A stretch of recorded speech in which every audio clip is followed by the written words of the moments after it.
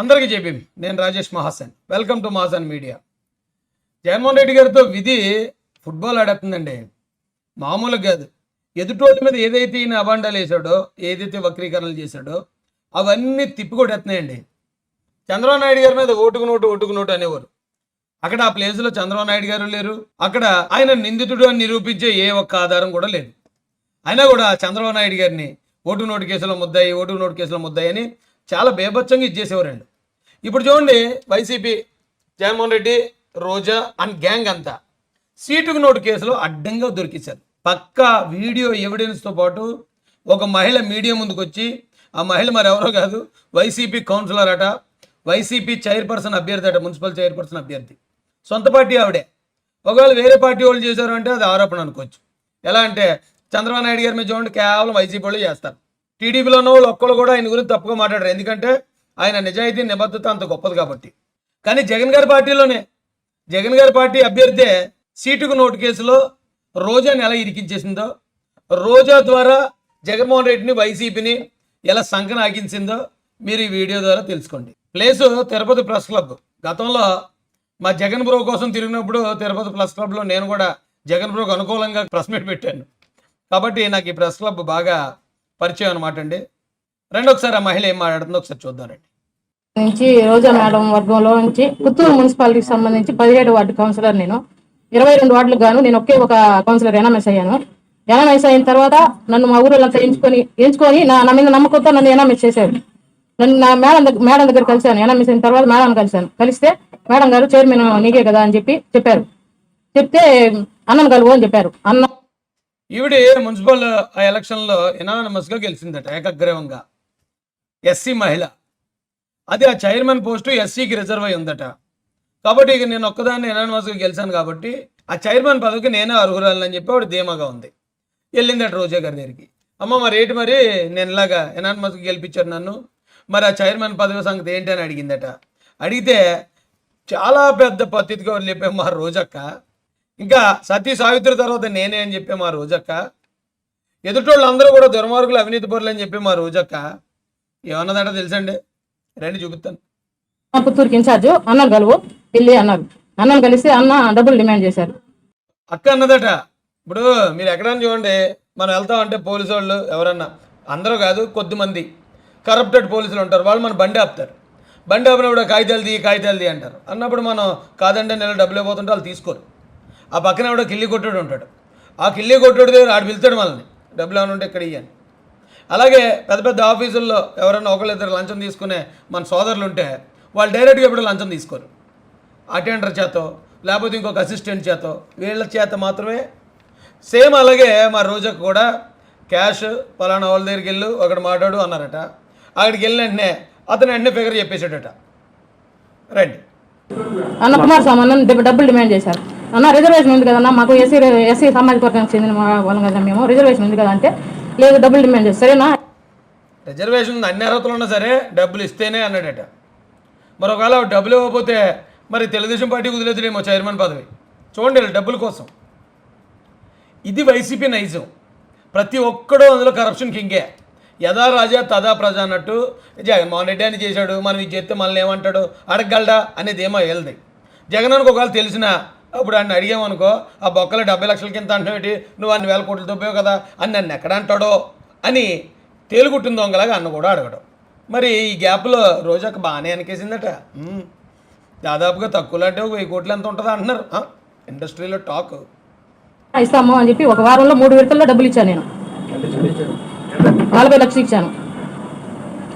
40 lakhs ఇచ్చిందట, 40 లక్షల రూపాయలు 3 విడతల్లో. మరి రోజాకి బెంచ్ గారు కొన్నది ఇంటర్ చదివి కుర్రోడు కంటే మరి ఊరికేనా? మరి ఎలా వస్తుంటే బెంచ్ గారు ఏంటండి, చార్టెడ్ ఫ్లైట్ కొన్నది ఈసారి. అంటే ఈ పాటికే కొనేసును, వాళ్ళు వెళ్ళి ఎడుతారని చెప్పి, లేకపోతే బయట ఇలా గోల్ చేస్తారు, నేను అవినీతి పరురాలని అందరికీ తెలిసిపోద్దని ఆగుంటుంది. కానీ ఇదేంటి, ఒక చిన్న డీల్లో 40 లక్షలట.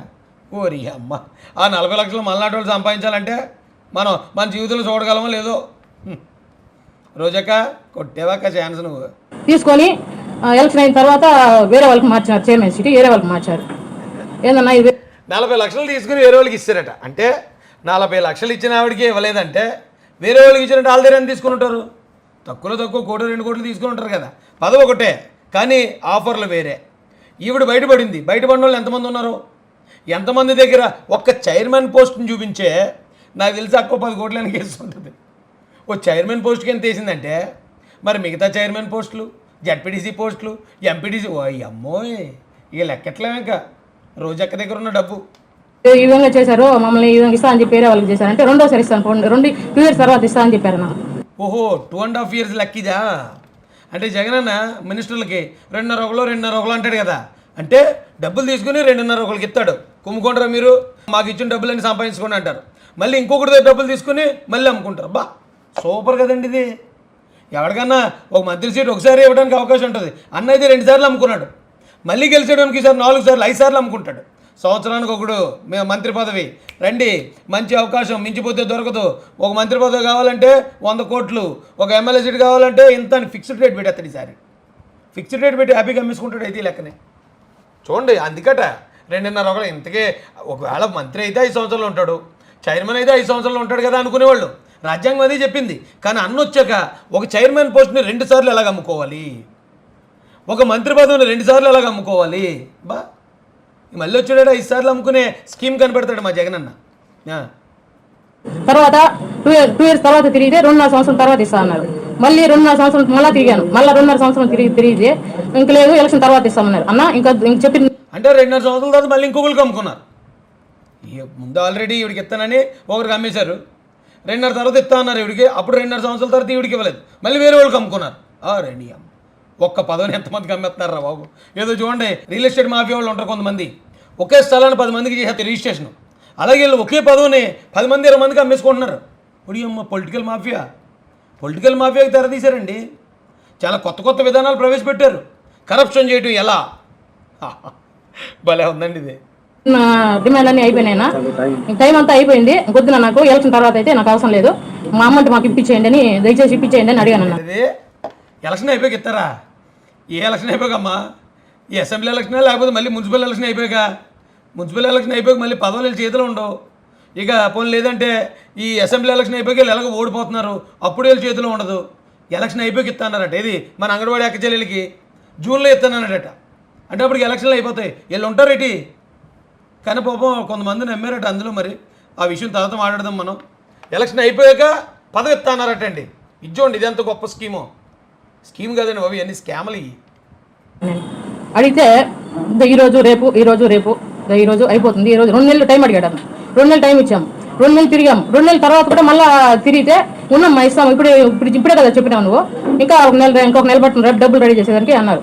తర్వాత మేడం రిక్వెస్ట్ పెట్టుకున్నాను, మెసేజ్ పెడితే మేడం నాకు చైర్మన్ ఇకపోతారు, నా అమౌంట్ అన్నా నాకు ఇప్పించేయండి, ఇంకా వద్దు మేడం ఊర్లో అంతా విలిగిపోతుంది మాకు అని చెప్పాను. చెప్తే మేడం గారు చూసి గమనైపోయారు. రోజా వాళ్ళ అన్నగారు మెసేజ్ పెట్టినా కూడా పట్టించుకోలేదు. ఇంక పని అయిపోయింది కదా. ఒకే చైర్మన్ సీటు 10 మందికి అమ్మేసిన డబ్బులన్నీ తీసి లెక్కెట్టుకోవడంలో బిజీగా ఉండి ఉంటుంది. ఫోన్ పక్కనెట్టు ఉంటుంది. మెసేజ్ చూసి రిప్లై ఇవ్వడానికి వాడికి ఖాళీ ఉండదు. భలేదన్నమ్మా, మెసేజ్ నువ్వు పెట్టినండి చూసేస్తుంది ఏంటి, చూసి రిప్లై ఇచ్చేస్తుందా? చూడటం అయితే చూస్తుంది. అలాగా ఇక్కడ లెక్క జరుగుతూ ఉంటుంది. మరి చేతులు ఖాళీ ఉండద్దా? ఏ రోజు కాదు. ఒక్క చైర్మన్ పోస్టులోనే దాదాపు 10 కోట్లు 15 కోట్లు మా అక్క జేబులోకి వచ్చేస్తే మరి మిగతా అన్నిటిలో ఎన్ని దారులు వచ్చి ఉంటాయి డబ్బులు? ఆ డబ్బులను లెక్కెట్టుకోవాలి కదా. నువ్వు రిప్లై ఇవ్వలేదని బాధపడతావు. భలే దానిలో ఉన్నావు నువ్వు. నేను ఇచ్చిన అమౌంట్ మాకు ఎవిడెన్స్ తో సహా మా దగ్గర ఉంది. ఫస్ట్ 20 లక్షలు ఇచ్చాము, మా ఇంట్లో వచ్చి తీసుకోమన్నారు. అన్న ఏమన్నాడంటే మేము ఎవరైతే చెప్తామో వాళ్ళ దగ్గర నువ్వు ఇవ్వాలి, ఎవరంటే వాళ్ళ దగ్గర తీసుకోవచ్చే లేదు, మేము ఇవ్వాలన్నా చైర్మన్ ఇవ్వాలన్నా నేను ఇవ్వాలి, వద్దనుకోవాలని నేను వద్దనుకోవాలి, కాబట్టి నేను చెప్పిన మనిషి దగ్గర నువ్వు ఇచ్చి పంపించాలన్నారు. సరే ఇంకా వాళ్ళతో ఎందుకు, వాళ్ళు ఇస్తానంటున్నారు కదా, నమ్మించినారు మమ్మల్ని. నమ్మించాక అతను చెప్పిన మనిషి దగ్గర ఇచ్చి పంపించాము. ఆయన వచ్చి తీసుకోపోయారు మా ఇంట్లో. సత్య దగ్గర ఇచ్చాము. ఫస్ట్ అమౌంట్ మా ఇంట్లో ఇచ్చాము, సెకండ్ అమౌంట్ వచ్చి మేము వ్యాపారం చేస్తాము, అరటికాయల వ్యాపారం చేస్తాము. అక్కడ మండి ఇక్కడికి వచ్చేడికి అర్జెంట్గా అన్నది అమౌంట్ అన్నాడు అనేసరికి మా ఆయన పోయి ఇచ్చిన 2 సార్లు. దానికైతే ఎవిడెన్స్ లేదు, ఫస్ట్ ఇంట్లో ఇచ్చిన దానికి మాత్రం ఉంది.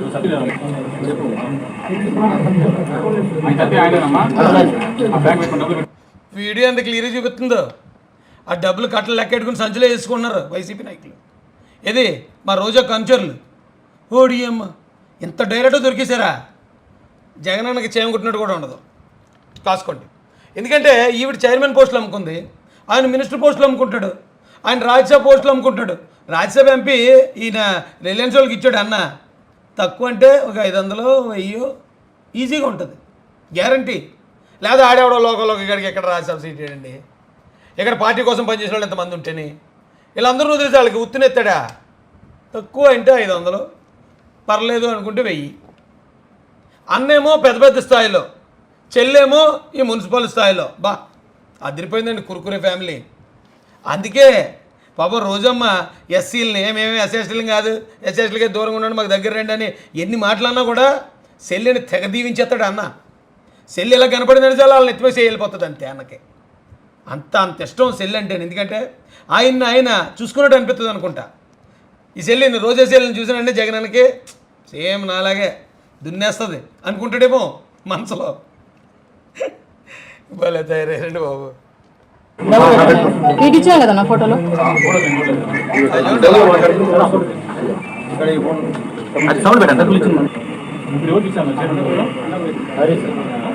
ఆ వార్డులోనే ఉన్నారన్నా. అది జనరల్ వార్డు అన్నా, రిజర్వేషన్ వార్డు కూడా కాదు, అది జనరల్ వార్డు. 3 రిజర్వేషన్ వార్డులు ఉన్నాయి, జనరల్ వార్డుకి ఇచ్చారు. చాలా తెలుగు చేసిందండి ఇవిడి. డబ్బులు ఇచ్చింది కానీ ఓకే పదవి వస్తుందంటే సర్లే అనుకుని ఆశపడతారు లేండి, అదేం మనం ఆన్లైన్. కానీ డబ్బులు ఇచ్చి చాలా క్లియర్గా తీస్తుంది వీడియో మొత్తం. అంటే ఆ టైంకి ఇవిడి ఇక వైసీపీయే, ఆ టైంకి ఇవిడి రోజాన్ని నమ్మింది, జగన్ నమ్మింది, వైసీపీ కౌన్సిలరే. వీళ్ళ బుద్ధులు తెలుసు కాబట్టి ఎందుకన్నా మంచిదని అప్పుడే రికార్డ్ చేసి పెట్టింది ఆవిడ. ఇప్పుడు బయట పెట్టింది. ఇలా బయటపడిన వాళ్ళు ఎంతోమంది ఉంటారండి. ఇంకా వాళ్ళు 1 by 1 వస్తూ ఉంటారు. ఇన్ని మోసాలు, ఎన్ని దారుణాలు చేసినోడు బయటకు వచ్చి అందరూ ఏకమైపోయారు, నన్ను ఒక్కడే ఒంటరి చేశాడంటే మరి ఇలాంటి వాడిని ఒంటరి చేయరా? ఇలాంటి వాడిని ఒంటరి చేసి ఊరి చివరి నెట్టేయక, ఇలాంటి వాడిని ఒంటరి చేసి ఊరి నుంచి వెళ్ళేసేయక ఏం చేస్తారు? ముద్దెట్టుకుంటారా? ఇదేం దారుణం అండి బాబు. ఇంత దారుణంగా దొరికేసినా సిగ్గు లేకుండా అందరూ మళ్ళీ బయట తిరుగుతున్నారంటే అసలు ఏం బతుకండి బాబు వెళ్తాయి. అలా ఎవడని దొరికితే ఇంట్లోంచి బయట రారు. అరే మన పార్టీ బదనం అయిపోయింది, మన పార్టీ అంతా బ్యాడ్ అయిపోయింది, ఆ రోజా వాళ్ళ పార్టీ సర్వనాశనం అయిపోయిందని అని అనుకోవాలి. లేకపోతే రోజా అన్న కనీసం ఎలా దొరికేసాను రా బాబు అని బయటికి రాకుండా ఉండాలి. అస్సలు అయితే సిగ్గు కూడా ఉండదు వీళ్ళకి. బయట తిరిగేస్తారు.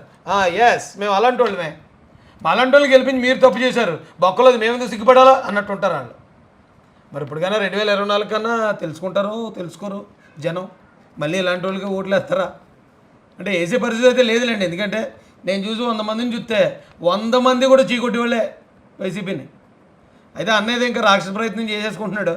అందరూ ఏకమైపోయిన నేను డబ్బులు వేస్తున్నాను, ఆ డబ్బుల కోసం ఆశపడిన వాళ్ళు ఎవరైనా ఉంటే రోజుకు 30 రూపాయలు ముష్టుంటే చాలు, రాష్ట్రం అభివృద్ధి చెందకపోయినా, పిల్లలకు ఉద్యోగాలు లేకపోయినా, రాష్ట్రం అప్పుల పాలైపోయినా, మేము కొనే రేట్లు నిత్యావసర వస్తువులు రేట్లు ఎక్కువ పెట్టుకున్నా, ఏది పచ్చిమందు కల్తీ మందు దాకా మా ఇంట్లో వాళ్ళు చచ్చిపోతున్నా, మాకు ఆ 30 రూపాయలు చాలనుకునే ముష్టిళ్ళు ఎవరైనా ఉంటే ఖచ్చితంగా అన్నకేస్తారండి. లేదు సంక్షేమ పథకాలు కావాలి, ఎట్ ద సేమ్ టైం రాష్ట్రం కూడా అభివృద్ధి చెందాలంటే ఖచ్చితంగా టీడీపీ జనసేనకే వేయాలి. మరి చూద్దామండి ఏం జరుగుతుందో. జై భీమ్, జై భారత్, జై మహాసేన, జై తెలుగుదేశం, జై చంద్రబాబు, జై లోకేష్ అన్న.